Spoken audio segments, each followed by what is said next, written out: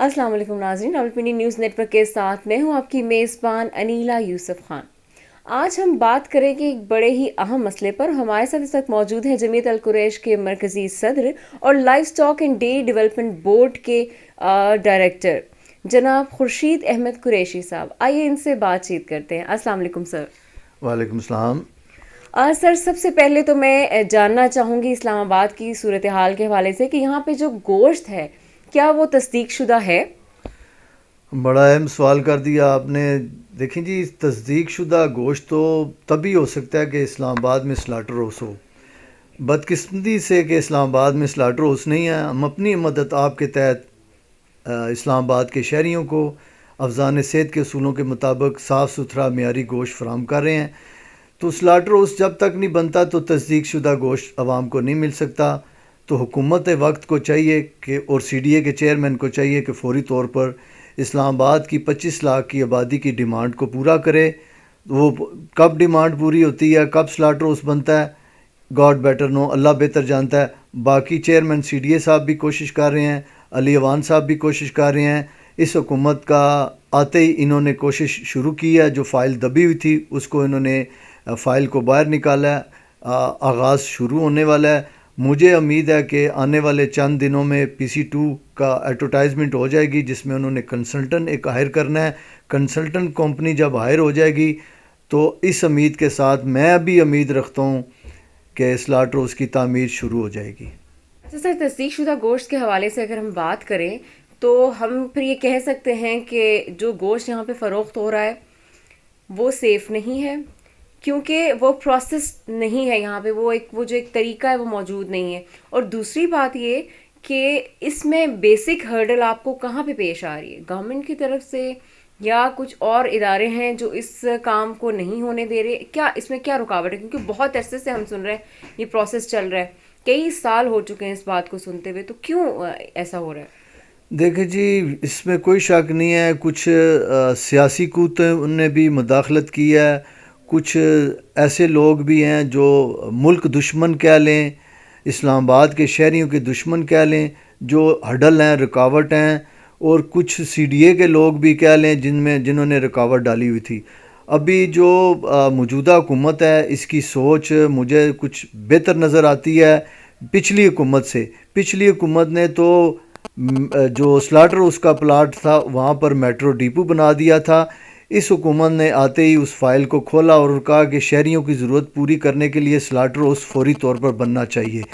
تو مجھے اس وقت امید نظر آ رہی ہے کہ جو ہرڈل ہیں، جو رکاوٹیں ہیں، وہ انشاءاللہ تعالیٰ دور ہو جائیں گی، تو اسلام آباد کے شہریوں کو تصدیق شدہ معیاری اور سستا گوشت فراہم شروع ہو جائے گا۔ ہم یہ بھی جاننا چاہیں گے کہ اسلام آباد کے جو عوام ہے، جو عام لوگ ہیں، ان تک گوشت کی رسائی، کیونکہ قیمتیں اتنی زیادہ ہیں کہ ان کی پہنچ میں نہیں ہے، تو اس کی یہ جو وجوہات ہیں ان کو کیسے دور کیا جا سکتا ہے؟ بات پھر وہی آ جاتی ہے کہ میرا موقف پچھلے کئی سالوں سے میں ایفرٹ کر رہا ہوں اور کوشش کر رہا ہوں کہ اسلام آباد میں ایک چھتری کے نیچے، ایک چھت کے نیچے سلاٹر ہاؤس بن جائے، جہاں پر اسلام آباد کے تمام قصاب وہاں پر سلاٹنگ کریں، اور عوام کو سستا اور معیاری گوشت فراہم تب بھی ہو سکتا ہے کہ جب تک ایک جانور کی تمام علائشیں جو کروڑوں میں بکتی ہیں، وہ ہم نالی گلی محلوں میں ایسے ڈالر پھینک رہے ہیں، آنتے ہم پھینک رہے ہیں، پتوجری ہم پھینک رہے ہیں، خون اس کا ضائع کر رہے ہیں، گوبر اس کا ضائع ہو رہا ہے۔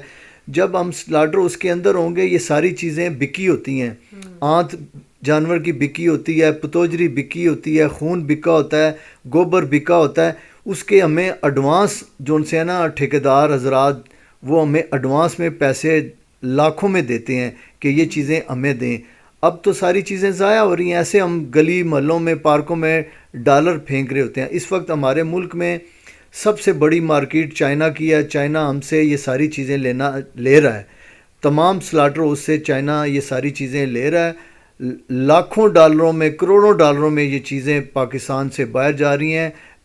ہم بھی اس ملک میں خاص طور پہ اسلام آباد ملک کا قرضہ اتارنے میں ہم بڑا اہم رول ادا کر سکتے ہیں اگر سلاٹر ہاؤس بن جائے۔ سلاٹر ہاؤس بنتا ہے تو کروڑوں ڈالروں کی چیزیں جو ایکسپورٹ ہوں گی اس میں ملک کا فائدہ ہوگا۔ ابھی تو ضائع ہو رہی ہیں، مجھے ایک آدمی بتا دے کہ اسلام آباد کی ایک چیز کوئی ٹھیکیدار ہم سے اٹھا کے لے کے جا رہے ہیں۔ اسلام آباد کے سراؤنڈنگ ایریے میں تمام سلاٹنگ گھروں میں ہو رہی ہیں، دکانوں میں ہو رہی ہیں، وہ چیزیں ہم پھینک رہے ہیں، اس سے نالوں میں گندگی پھیل رہی ہے، اس میں ہمارے ملک کے قیمتی جہاز تباہ ہو رہے ہیں، ہمارے جو لائنیں ہیں گٹروں کی وہ بند ہو رہی ہیں، چوک ہو رہی ہیں، پارکوں میں گندگی پھیل رہی ہے، گلی محلوں میں گندگی پھیل رہی ہے۔ اس کا کون ذمہ دار ہے؟ اگر ہم ذمہ دار ہیں، ہمیں تو پھر سزا دینی چاہیے۔ ہم تو پچھلے کئی سالوں سے کہہ رہے ہیں کہ ایک سلاٹر ہاؤس بنا دے، سی ڈی اے وہ سلاٹر ہاؤس بنانے میں ناکام رہا ہے۔ ابھی اگر بنا دے تو وہ اس کی کامیابی، اگر نہیں بنتا تو میں سمجھتا ہوں کہ سی ڈی اے کا محکمہ نااہل ہے، اس کو اس محکمے نے اسلام آباد کے شہریوں کا برا حال کر دیا ہے، ہم اس کے ساتھ سفر کر رہے ہیں۔ تو میں امید ہے موجودہ چیئرمین سی ڈی اے سے کہ وہ سلاٹر ہاؤس بنانے میں اپنا اہم کردار ادا کریں گے، اور وزیر اعظم پاکستان عمران خان صاحب اور ان کی نیچے ٹیم جو کوشش کر رہی ہے، اللہ کرے یہ سلاٹر ہاؤس ان کی موجودگی میں بن جائے۔ اگر بن گیا تو گوشت کی قیمتوں بھی پورے پاکستان سے بہتر ہوں گی، سستا گوشت ہوگا۔ میں چیلنج کرتا ہوں کہ پورے پاکستان سے گوشت کی قیمتیں کم ہوں گی، معیار بھی اچھا ہوگا، اور ملک سے گوشت بھی ایکسپورٹ ہوگا۔ جو جانور کی تمام علائش ہیں وہ بھی ملک سے ایکسپورٹ ہوں گی، اسلام آباد سے خاص طور پر ایکسپورٹ ہوں گی، اس سے کروڑوں اربوں ڈالر کی ایکسپورٹ ہوگی، اس سے ملک مضبوط ہوگا اور ملک کی معیشت مضبوط ہوگی، بے روزگاری ختم ہوگی، عوام خوشحال ہوگی۔ ابھی آپ نے قریشی صاحب بات کی ہے جانوروں کی علائشوں کی، ہم یہ جاننا چاہیں گے جو جانوروں کی علائشیں ہیں، جو پتوجری اور ان کی آنتیں ہیں، کون سے ممالک ان کو خریدنے میں انٹرسٹڈ ہیں، اور کیا ان کے ریٹس ایسے ہیں کہ ہمارے ہاں جو کیا کہنا چاہیے کہ غربت ہے اور روزگار کے مواقع ہم جیسے کہتے ہیں کہ نہیں ہے، تو اس میں کمی لائی جا سکتی ہے؟ بالکل بڑا اچھا سوال کیا جی۔ دیکھیں جی، ہمارے ملک کے جو مین ہمارا جو اس وقت ہمارے ملک سے جو چیز جا رہی ہے، چائنا جا رہی ہے، باقی پوری یورپ ممالک میں آنتیں ہماری جا رہی تھیں۔ ابھی اس وقت سب سے بڑا ہمارا گاہک جو ہے نا، کسٹمر، وہ چائنا ہے۔ وہ چائنا نے یہاں پر لاہور میں 2 بڑے پلانٹ لگا لیے ہیں آنتوں کے۔ وہ ہم سے آنتیں، جو بڑی آنت ہم 2019 تک اس کو پھینک رہے تھے، تو 2019 سے ہم نے اس پلانٹ، چائنا نے جو پلانٹ لگایا، ہم اب ان کو فروخت کر رہے ہیں۔ بڑی آنت اچھی قیمت پہ جا رہی ہے، کروڑوں روپے وہ چائنیز کمپنیاں دکانداروں کو ایڈوانس دے رہی ہے، ٹھیکیدار حضرات کو، کہ یہ لیں، ہمیں یہ آنت دیں۔ باقی جو پتوجری ہے وہ پچھلے کئی سالوں سے چائنا میں ایکسپورٹ ہو رہی ہے، براہ راستہ ویتنام۔ اب ایک پتوجری $10 کی جا رہی ہے۔ اب $10 کی ایک پتوجری جا رہی ہے، تو آپ اندازہ لگائیں کہ کتنے ہزار جانور ذبح ہوتے ہیں، کتنی اس کی پتوجری ہوتی ہے، کروڑوں اربوں ڈالروں کی یہ جو ایکسپورٹ ہو رہی ہے ملک سے۔ تو اس پر توجہ اگر نہ دی گئی مزید اس پتوجری پر، آنتوں پر، تو میں سمجھتا ہوں کہ یہ بہت بڑی انڈسٹری ہے جس پر حکومت کوئی توجہ نہیں دے رہی۔ ہم اپنی مدد آپ یہ کام کر رہے ہیں، حکومت نے آج تک اس انڈسٹری پر کوئی توجہ نہیں دی۔ مجھے بتائیں، جو جانوروں کی علائش ہے جو ہم پھینکنے والی ہیں، وہ کس طرح کتنے اچھے داموں میں فروخت ہو رہی ہیں، لیکن یہ بدقسمتی سے کہ ہمارے ملک میں اس کی انڈسٹری کوئی نہیں لگی۔ اگر انڈسٹری لگ جائے تو میں سمجھتا ہوں کہ یہ ملک بڑا مضبوط ہو سکتا ہے، اس ملک میں بے روزگاری ختم ہو سکتی ہے، افرادی قوت ہمارے ملک میں بہت ہے، اور ہمارے ملک خوشحال ہو سکتا ہے۔ ہم ملک کا قرضہ بھی اتار سکتے ہیں، خالی ہم جانوروں کی علائش ہم ایکسپورٹ کر دیں تو ملک کا قرضہ جو ہے نا ہم اتار سکتے ہیں۔ گوشت کو چھوڑیں، گوشت کا اتنا ریٹ نہیں ہے جتنا علائش کا ریٹ ہے۔